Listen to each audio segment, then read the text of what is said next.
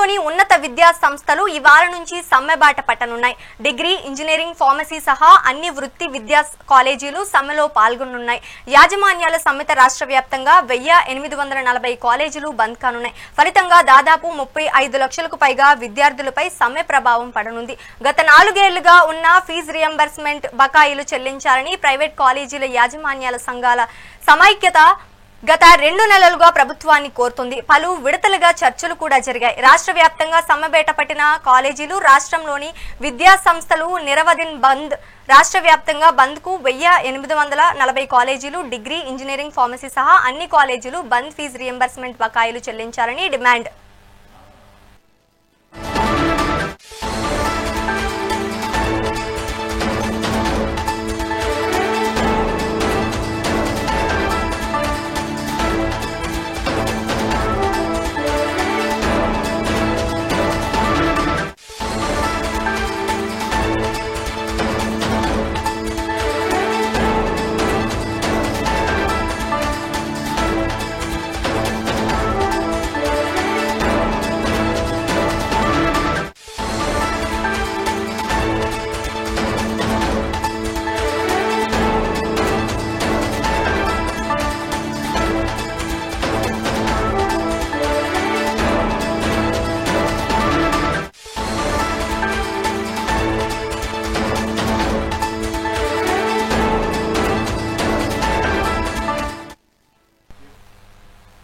రాష్ట్రంలోని ఉన్నత విద్యా సంస్థలు ఈ వారం నుంచి సమ్మెబాట పట్టనున్నాయి.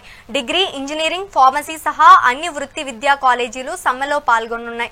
యాజమాన్యాల సమ్మెతో రాష్ట్ర వ్యాప్తంగా 1840 కాలేజీలు బంద్ కానున్నాయి. ఫలితంగా దాదాపు 35 లక్షలకు పైగా విద్యార్థులపై సమ్మె ప్రభావం పడనుంది. గత 4 ఏళ్లుగా ఉన్న ఫీజు రియంబర్స్మెంట్ బకాయిలు చెల్లించాలని ప్రైవేట్ కాలేజీల యాజమాన్యాల సంఘాల సమైక్య గత 2 నెలలుగా ప్రభుత్వాన్ని కోరుతుంది. ఇక దీనికి సంబంధించి మరింత సమాచారం లైవ్ ద్వారా దేవేందర్ అందిస్తారు. దేవేందర్, చెప్పండి.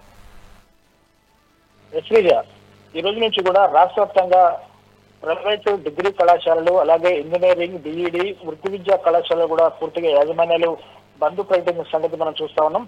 ప్రభుత్వం నుంచి కూడా ఆ బకాయిలు విడుదల కాకపోవడంతో గతంలో పలుమార్లు బంద్ కూడా చేశారు. సో రాష్ట్ర ఉప ముఖ్యమంత్రి భట్టి విక్రమార్క కాలేజీ యాజమాన్యాలతో కూడా చాలా సార్లు చర్చలు జరిపారు. ఆ చర్చల ఫలితంగా ఇప్పటి వరకు 300 కోట్లు బకాయిలు అయితే విడుదల చేసింది రాష్ట్ర ప్రభుత్వం. కానీ ఇంకా 900 కోట్ల బకాయిలు విడుదల చేయకపోవడంతో ఇటు కాలేజీలు నడిపే పరిస్థితి లేదంటూ కూడా యాజమాన్యాలు సమ్మెబాట పట్టాయి. ఈ రోజు నుంచి కూడా రాష్ట్ర వ్యాప్తంగా పూర్తిగా డిగ్రీ కాలేజీలు, ఇంజనీరింగ్, బి ఫార్మసీ, బిఈడి, వృత్తి విద్యా కళాశాలలు కూడా పూర్తిగా మూసివేస్తున్నామని చెప్పేసి కూడా యాజమాన్యాలు ప్రకటించిన పరిస్థితి కనబడుతోంది. సో ఉమ్మడి ఖమ్మం జిల్లా వ్యాప్తంగా దాదాపు 13 లక్షల మంది పేద మధ్యతరగతి విద్యార్థుల భవిష్యత్తు ప్రశాంతంగా మారిందని చెప్పాలి. పూర్తిగా రాష్ట్ర వ్యాప్తంగా విద్యా వ్యవస్థల బంద్తో తీవ్ర ప్రభావం ఉంటుందని చెప్పాలి. సో రాష్ట్రంలో ఉన్నత విద్యా సంస్థలు సోమవారం నుంచి సమ్మెబాట పట్టున్నాయి. డిగ్రీ, ఇంజనీరింగ్, ఫార్మసీ సహా అన్ని వృత్తి విద్యా కాలేజీలు సమ్మెలో పాల్గొంటారని చెప్పేసి కూడా యాజమాన్యాలు చెప్పిన పరిస్థితి కనబడుతోంది.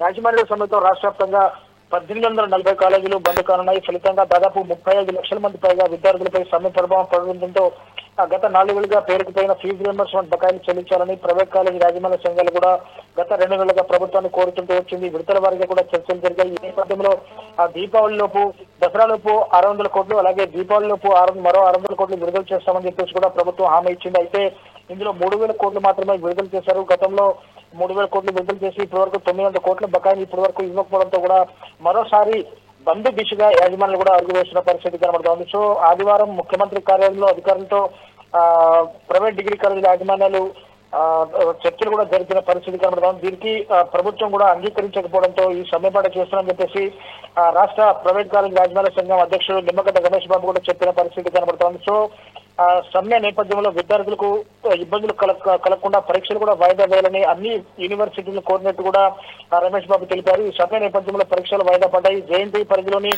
2వ సంవత్సరం 2వ సెమిస్టర్ వార్షిక పరీక్షలు కూడా వాయిదా వేశారు. అలాగే బిఈడి, డిఈడి పరీక్షలు కూడా వాయిదా వేసినట్లు అధికారులు ప్రకటించారు. అనేక కాలేజీల్లో జరుగుతున్న ఇంజనీరింగ్ ఇంటర్నల్ పరీక్షలు కూడా వాయిదా వేశారు. రాష్ట్ర వ్యాప్తంగా 800 ప్రైవేట్ డిగ్రీ కాలేజీలు ఉండగా 300 ఎంబీఏ కాలేజీలు, అలాగే ఎంసీఏ కాలేజీలు, 215 బీఈడి కాలేజీలు, 175 ఇంజనీరింగ్ కాలేజీలు, అలాగే 123 ఫార్మసీ, అలాగే 100 పాలిటెక్నిక్, 70 డైట్ కాలేజీలు, 27 ఆర్కిటెక్చర్ కాలేజీలు, 30 న్యాయ కళాశాలలు కూడా పూర్తిగా ఈ బంద్ లో పార్టిసిపేట్ అయితే చేస్తున్నాయి. సో ప్రభుత్వం పెండింగ్ బకాయిలు కూడా విడుదల చేసేంత వరకు కూడా ఈ సమ్మె కొనసాగుతుందని చెప్పేసి కూడా కాలేజీ యాజమాన్యాలు చెప్తా ఉన్న పరిస్థితి కనబడుతుంది. దీంతో విద్యార్థుల భవిష్యత్ ఏంటనేది కూడా అర్థం కాక తల్లిదండ్రులు తలలు పట్టుకుంటున్న పరిస్థితి కనబడుతోంది. ప్రభుత్వం ఎందుకని బకాయిలు విడుదల చేయడం లేదంటూ కూడా తల్లిదండ్రులు పెద్ద ఎత్తున ఆ ప్రభుత్వాన్ని సూటిగా ప్రశ్నిస్తున్న పరిస్థితి కనబడుతుంది. దీంతో రాష్ట్ర వ్యాప్తంగా కాలేజీలన్నీ కూడా మూసివేసిన పరిస్థితి ఇక్కడ కనబడుతుంది. Okay, thank you Devender.